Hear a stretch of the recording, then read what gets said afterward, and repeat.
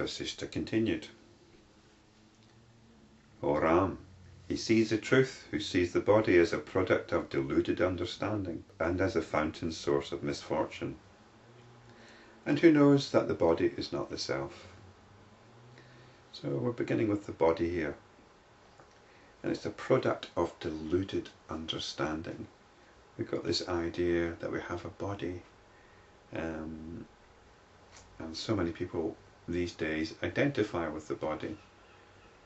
They think of the body as who they are. If you look good, you are good. But it's a product of deluded understanding and the fountain source of misfortune. And the body is not the self. But where the self, you'd be in a lot of trouble. Everything in it is different after every 7 years. Your body, it's going to pass away at some point. So it's a bit unfortunate if that's what you're putting all your investment into. Nothing wrong with looking after it. You might as well be healthy and comfortable. Nothing wrong with that at all. But obsession is a different thing. He sees the truth who sees that in this body pleasure and pain are experienced on account of the passage of time and the circumstances in which one is placed, and that they do not pertain to him. All this stuff is going on. It's all part of the world appearance, and if you're focused on the self, you've gone beyond notions of the body, the world appearance, and your egotism, your thought stream.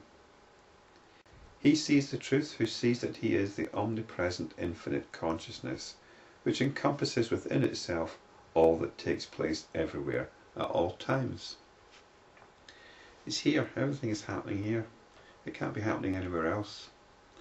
It happens here, and then we get ideas that it's happening over there or out there, and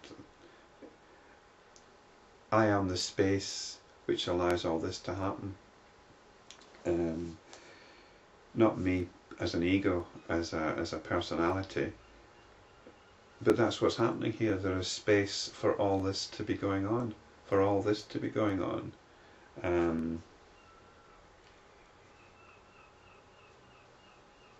It's infinite. There's no end to the variety.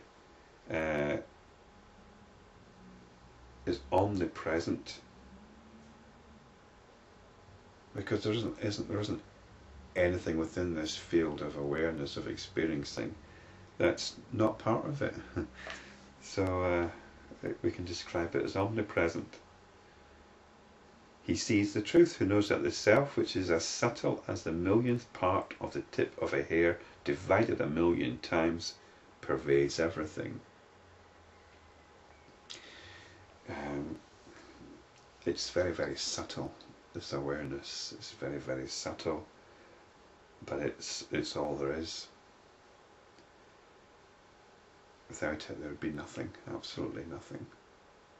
We can conjecture, we can have hypotheses of an empty universe, but that's all it is. It's just a notion. These are just notions and ideas. A hypothesis. He sees the truth, who sees that there is no division at all between the self and the other, and that the one infinite light of consciousness exists as the sole reality. It's like space. It's 2 parts again. Space in this part, there's space in this part. Is it a different space? Or is it simply space? Is this space somehow qualitatively different from this space? It might have a different kind of enclosure, but the space is intrinsically space. We can't chop up space. We can't say let's have some space here and have some space here. We could put an object here, but that object can only exist because of the space which allows it to be. And this is the nature of consciousness. There's no division in consciousness. It's the one infinite light, because that light is the light of awareness. It's the light by which everything becomes apparent. We can describe it as a light, the light of consciousness. It's the sole reality. He sees the truth who sees that the non-dual consciousness which indwells all beings is omnipotent and omnipresent. It's all there is. It's all that's doing anything. It's all there is. So that makes it omnipresent, and it's the only thing that's doing anything. It's the single power. It's omnipotent, and it can do anything, absolutely anything, and it's doing it all the time. He sees the truth who is not deluded into thinking that he is the body, which is subject to illness, fear, agitation, old age, and death. He sees the truth who sees that all things are strung in the self, as beads are strung on a thread, and who knows, I am not the mind. We occasionally get this in the Yoga Vasistha. We get hints of the ascetic tradition, which somehow regards the mind as superior. This is what the yogis are about. They're into identifying with the mind. But I am not the mind any more than I am the body. The mind is the thought stream. It's full of notions and ideas as well, full of mental objects. He sees the truth who sees that all this is Brahman, neither I nor the other. He sees the truth who sees all beings in the three worlds as his own family, deserving of his sympathy and protection. There's a natural compassion which follows from this wisdom. This becomes a natural mode of behaviour, to give help when it's needed. He sees the truth who knows that the self alone exists, and that there is no substance in objectivity. There's no substance in creating notions of objects. There's no substance in objects, in fact.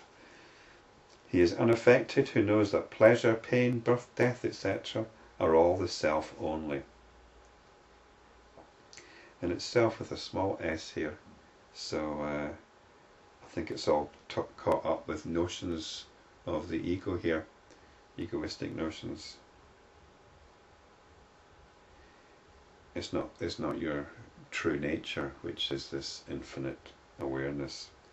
He is firmly established in the truth who feels, what should I acquire, what should I renounce, when all this is the one self.